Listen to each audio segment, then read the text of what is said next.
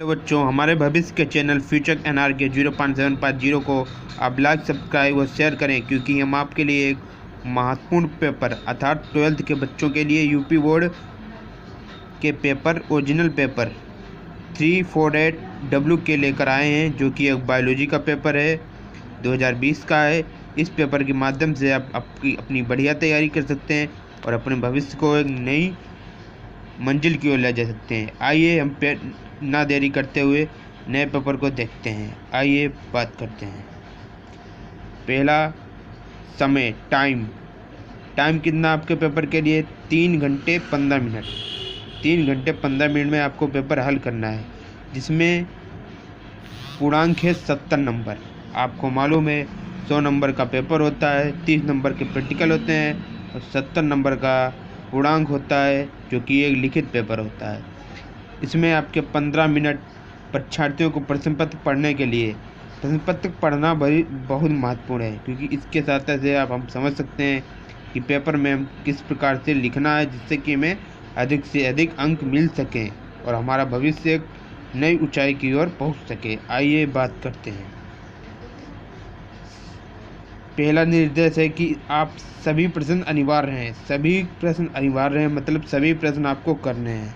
अगला क्या है? सेकंड नंबर, आवश्यकता अनुसार अपने उत्तरों की पुष्टि नामांकन चित्रों द्वारा कीजिए। मगर जैसा आपको लगे, जहाँ पर चित्र जरूरी हो वहाँ पर चित्र बनाइए, जहाँ पर आपको थ्योरी लगे वहाँ पर थ्योरी बनाइए, जहाँ पर डायग्राम लगे वहाँ पर डायग्राम बनाए।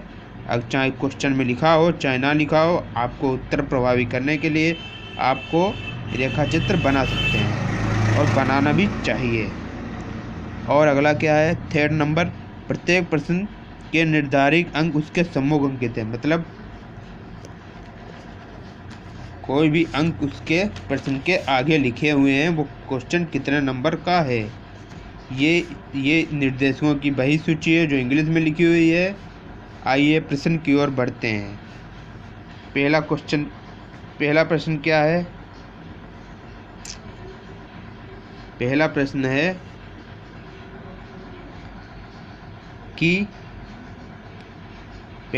सभी विकल्प चुनकर अपनी पुस्तिका में लिखिए। मतलब क्वेश्चन ये उतारिए ना उतारिए, लेकिन सिर्फ जैसे क्वेश्चन नंबर फर्स्ट का डाला तो इसका लिखने के लिए आंसर नंबर फर्स्ट का अब जो सही है उसको तुम्हें लिखना है।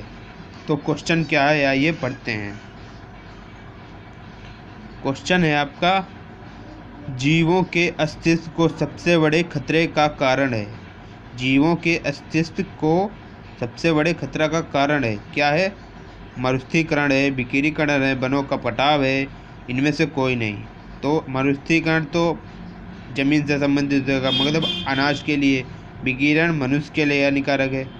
तो जीवों के लिए वनों का कटाव, ये इसका सही आंसर हुआ, मतलब फर्स्ट का 3 नंबर सही हुआ। अगला देखो क्या क्वेश्चन है।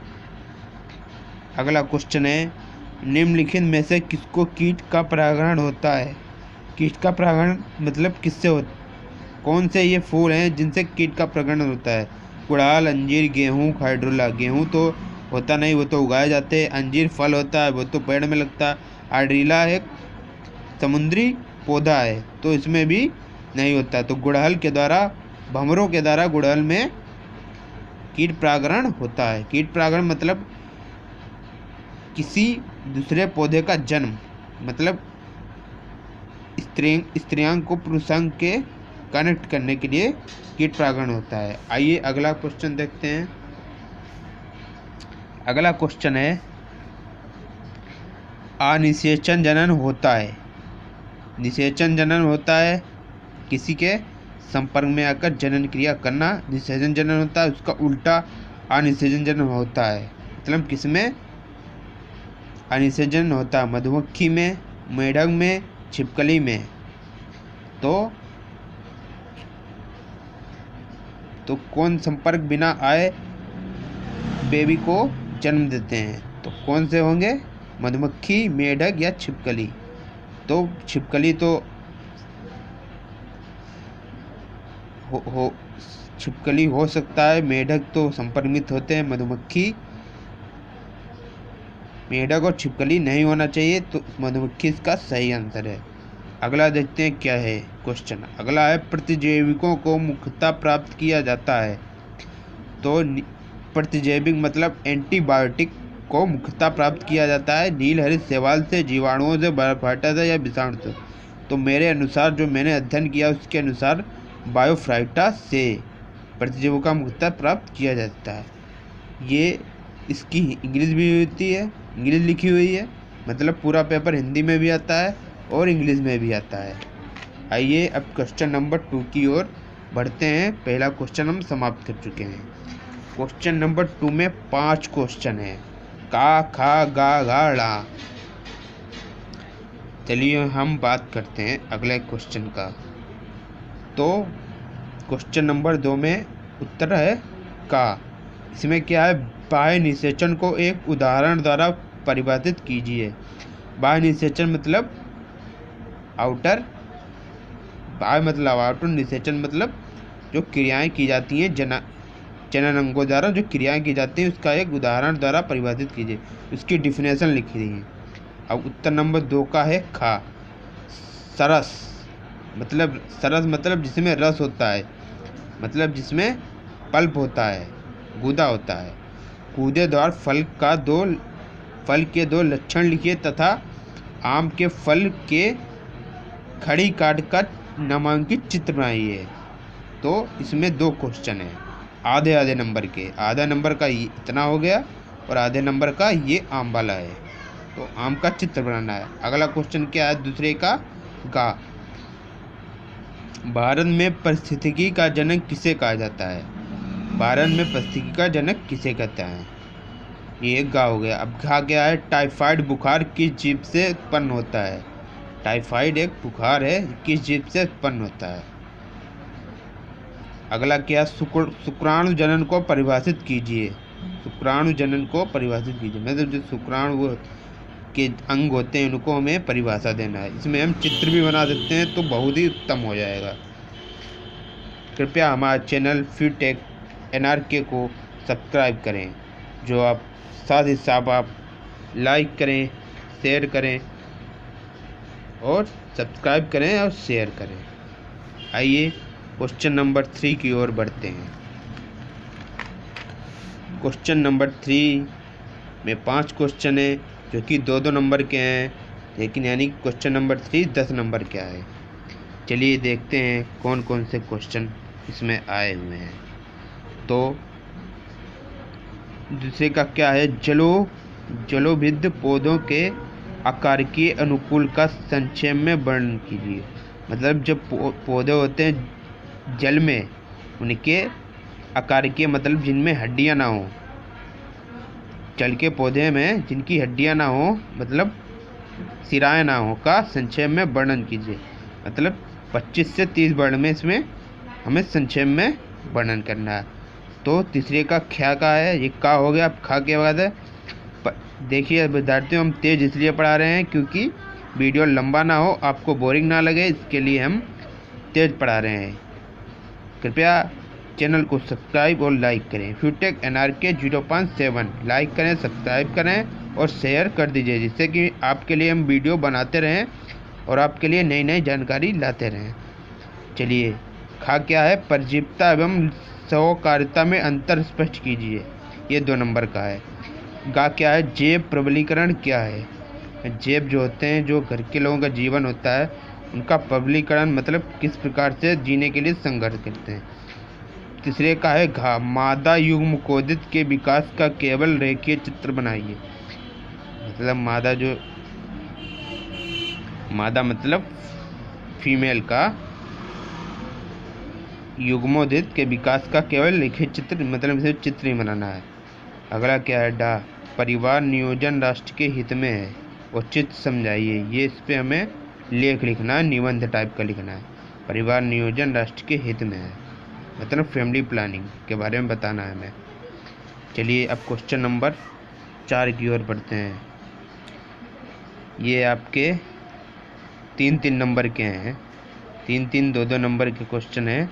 चलिए पहला चौथे का है 3 नंबर का। क्या है इसमें, पहला 1 नंबर के लिए है क्या है, आवृत्तबीजी पौधों में भ्रूण कोश का निर्माण कैसे होता है? आवृत्तबीजी मतलब जिनमें बीजे नहीं पाए जाते हैं। पौधे का भ्रूण कोश मतलब जननांग का निर्माण कैसे होता है? भ्रूणपोषी तथा अभ्रूणपोषी बीजों में उदाहरण देकर समझाइए। ये एक नंबर के हैं। एक नंबर का भ्रूणपोषी, एक नंबर का अभ्रूणपोषी। मतलब जिसमें बीज होते हैं, जिसमें नहीं बीज होते हैं, वो बीजों के बारे में अंतर बताना है, डिफरेंस बताना है हमें। चलिए आगे क्या है? चौथे का खा, मानव में रोग उत्पन्न करने वाले किन्हीं दो रोगजनकों का नाम लिखिए तथा उसके नियंत्रण के उपाय लिखिए। चलिए ये भी होगा। 1.5 नंबर का है, आधा आधा है 1.5 नंबर का। 3-3 नंबर के ये क्वेश्चन है, क्वेश्चन नंबर 4 के प्रत्येक पार्ट में। अब इनकी संक्षिप्त टिप्पणी लिखी है।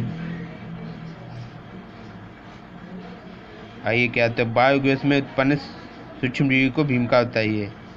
बायोगैस के उत्पादन में सूक्ष्मजीवी को भूमिका क्या है? मत्स्य पालन,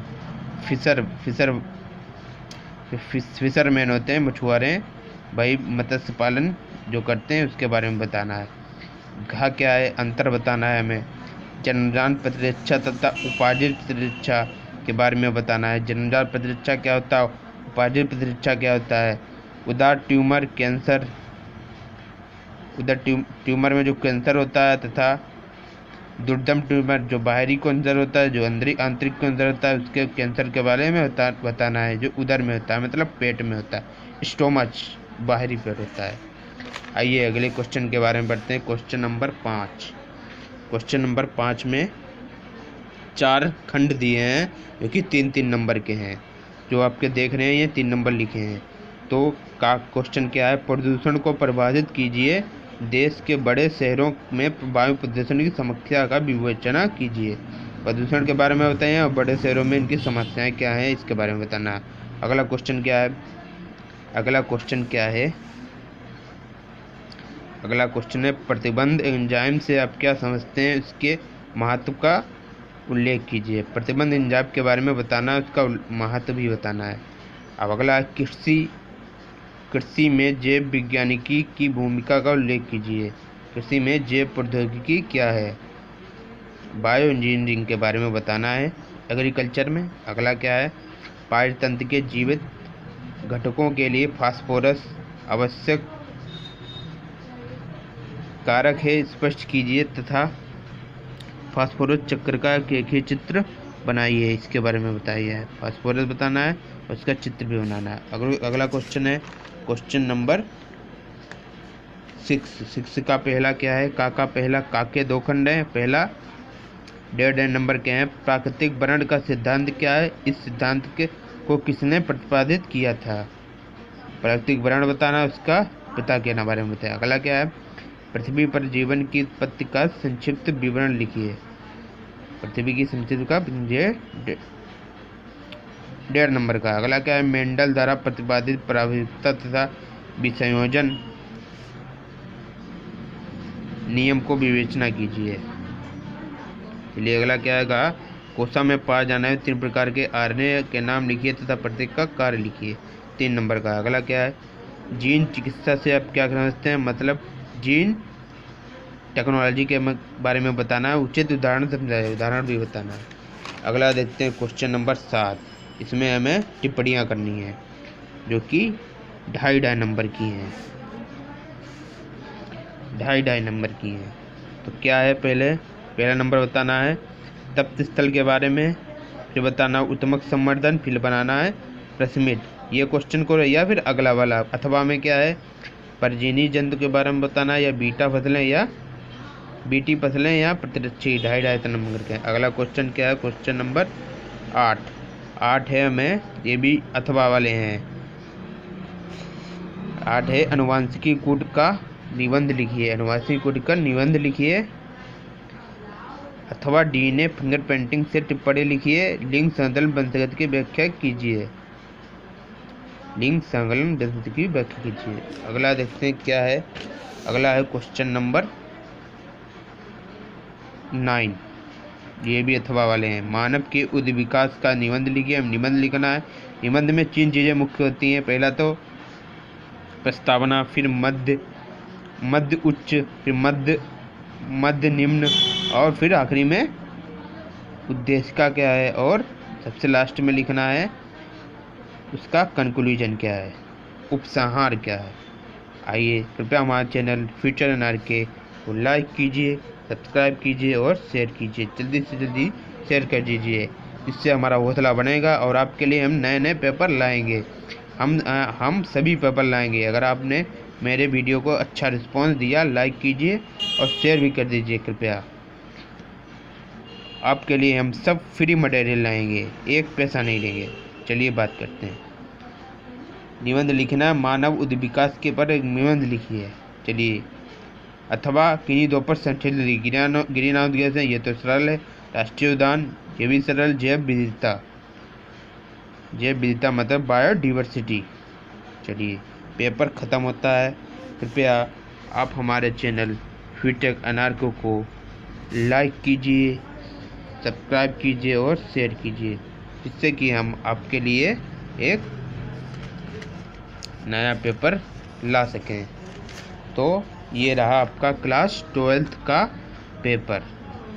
ठीक है, चलिए हम इसी के साथ हम इस वीडियो को समाप्त करते हैं। कृपया हमारा चैनल अवश्य सब्सक्राइब करें। फ्यूटेक एनआरके 07.0